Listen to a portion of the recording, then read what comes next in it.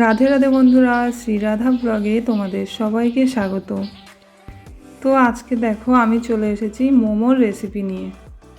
আর এখানে দেখো আমি 2-3খানা মাঝারি সাইজের টমেটো নিয়েছি, আর টমেটোগুলোকে এইভাবে কিন্তু আমি চিড়ে নিচ্ছি মাঝখান থেকে।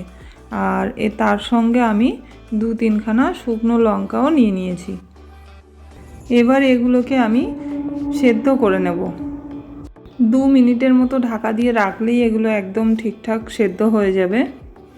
আর এখানে দেখো আমি 2 মিনিট রেখেছিলাম, তো একদম টমেটো লঙ্কা দুটোই কিন্তু সেদ্ধ হয়ে গেছে। আর এখন আমি গ্যাসটা অফ করে এটা নামিয়ে নেব, আর জল থেকে এগুলো এক এক করে তুলে নেব। তারপর কিন্তু আমি এটা পেস্ট করে নিয়েছি মিক্সিতে।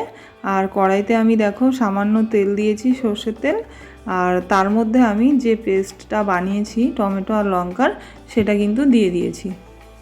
আর এখন এর মধ্যে আমি পরিমাণ মতো মানে স্বাদ মতো একটু নুন দিয়ে দেব, আর সামান্য 1 চিমটি মতো চিনি দিয়ে দেব, আর দেব সামান্য একটু লেবুর রস।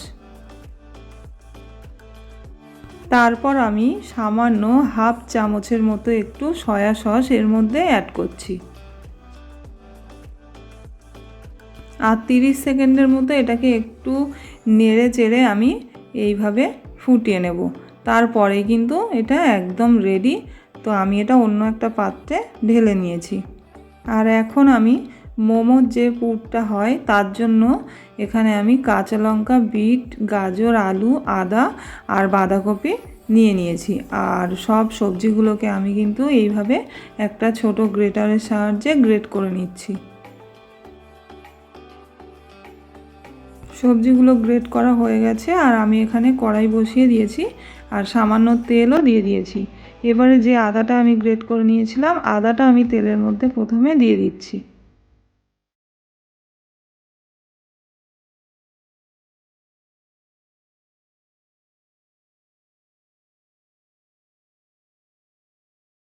আদাটা এখানে একটু ভাজা ভাজা হয়ে গেছে, আর আমি এখানে গ্রেট করে রাখা সবজিগুলো সব কিন্তু দিয়ে দিচ্ছি। আর হ্যাঁ, এখানে একটা জিনিস খেয়াল রাখতে হবে, যদি সবজিগুলো গ্রেট করার পর সবজি থেকে অনেকটা জল বের হয়ে আসে, তাহলে কিন্তু একটু চেপে নিগড়ে নিয়ে সবজিগুলো এর মধ্যে কড়াইয়ের মধ্যে দিতে হবে। না হলে কিন্তু পুরটা একদম ঘাটা ঘাটা হয়ে যাবে, তখন কিন্তু খেতে এটা ভালো লাগবে না। আমি এখানে সবজিগুলোকে একটু চেপে নিয়েই দিয়েছি, কেননা অনেকটা জল বের হয়েছিল।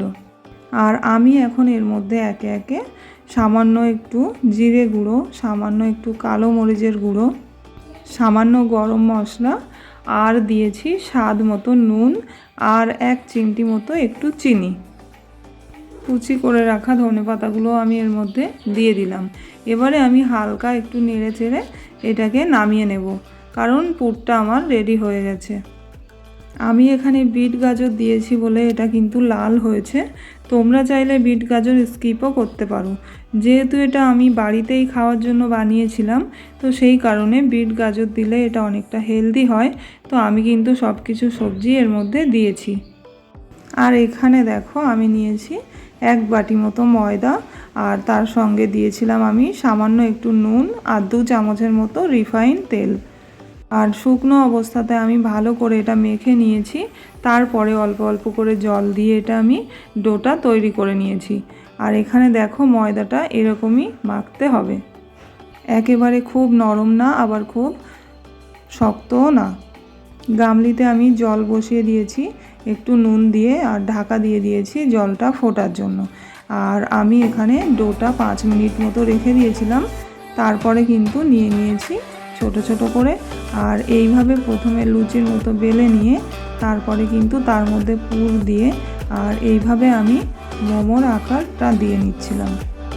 আর এখানে আমাদের একটা কম্পিটিশান চলছিল যে কে কী ধরনের ডিজাইন জানে সেটা করার। তো এখানে পারমিতা এই ডিজাইনটা করেছে, আর এরপরে কিন্তু ও আরও একটা ডিজাইন করেছে, তারপরে আমিও একটা দুটো ডিজাইন করেছিলাম। তো তোমরা কিন্তু অবশ্যই বলবে আমাকে কমেন্টে যে কার ডিজাইনটা ভালো হয়েছে।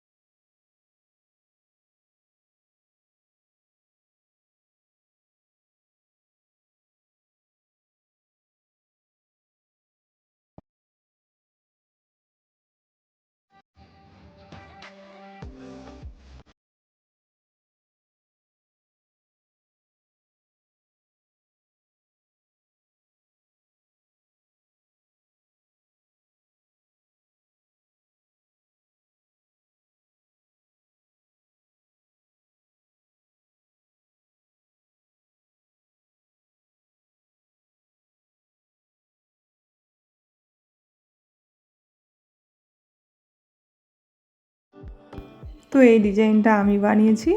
আর এখানে দেখো এক এক করে সবাই ডিজাইন বানাতে বানাতে সবগুলো কিন্তু রেডি হয়ে গেছে।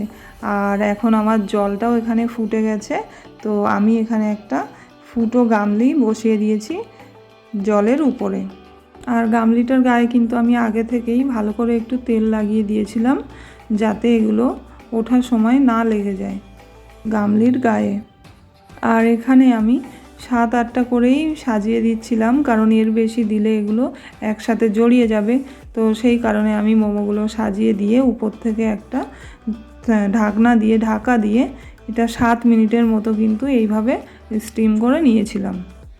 তো তারপরে দেখো 7 মিনিট পরে আমি দেখাচ্ছি কত সুন্দর এগুলো সব কিন্তু একদম সেদ্ধ হয়ে গেছে। আর কোনোটাই কিন্তু গামলির গায়ে জড়ায়নি বা কারোর সঙ্গে কেউ কিন্তু জড়ায়নি। তো এখানে আমার গরম গরম মোমো চাটনির সঙ্গে কিন্তু একদম রেডি। আর দেখো এটা কত সুন্দর নরম হয়েছে আর খুব সুন্দর কিন্তু টেস্টও হয়েছিল এটা খেতে। তো বন্ধুরা, ভিডিওটা ভালো লেগে থাকলে অবশ্যই আমাকে লাইক করে দিও, সাবস্ক্রাইব করে দিও। আমি ফিরে আসবো আবার নতুন কোনো রেসিপি নিয়ে। ততক্ষণ সবাই সুস্থ থেকো, ভালো থেকো। সবাইকে রাধে রাধে।